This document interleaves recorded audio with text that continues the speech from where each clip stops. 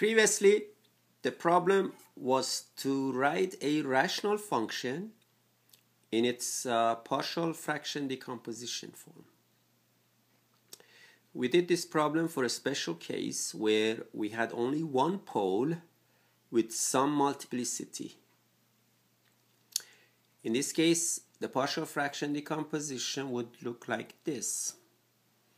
All of these denominators are linear functions raised to some power, and we need to find these coefficients.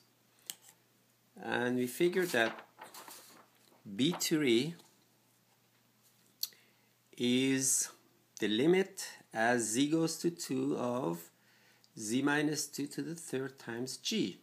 So in other words, in here we eliminate the denominator by multiplying g by z minus 2 to the third power. That will eliminate the denominator.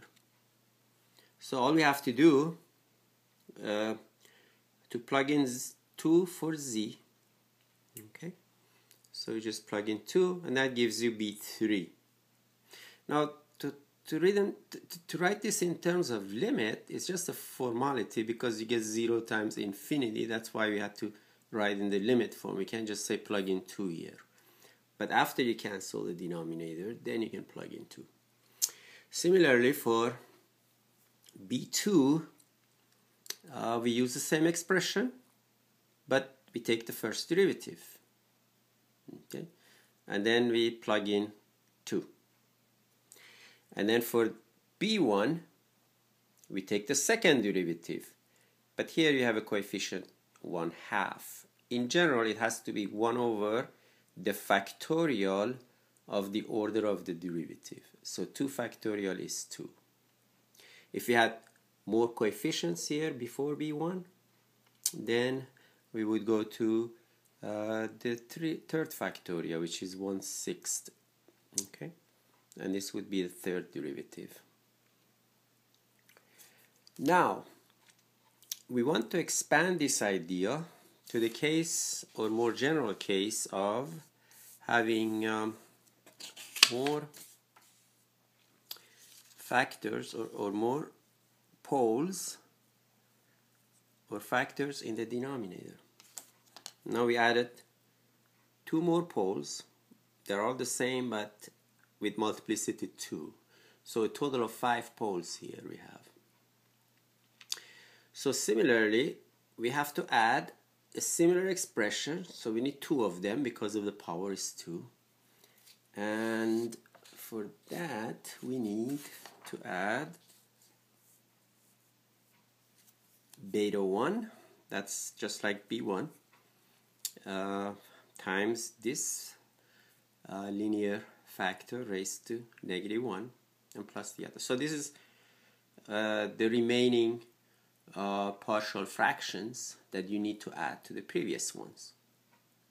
So we find beta 1 and beta 2 exactly the same way, the same formulas.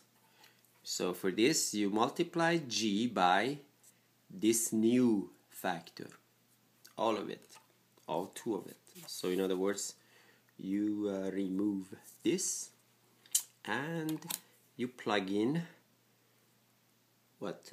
Minus 3i. That's what makes this 0.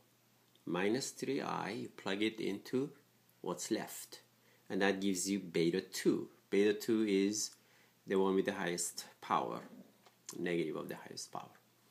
And then for the next one, beta 1, we take the derivative before we plug in minus 3i. We take the derivative of this using quotient rule or maybe product rule, whatever you like, and then you plug in z equal to minus 2. So next we will look at the idea of factoring the denominator. In order for this to work, you need to factor the denominator, and then from that factorization we know what the partial fraction decomposition look like. And then we know how to find the coefficients. So the next question we will answer in the next video clip is it possible to factor every polynomial into a complete factorization involving only linear factors like z plus or minus some complex number raised to some power? That is the question we need to consider next.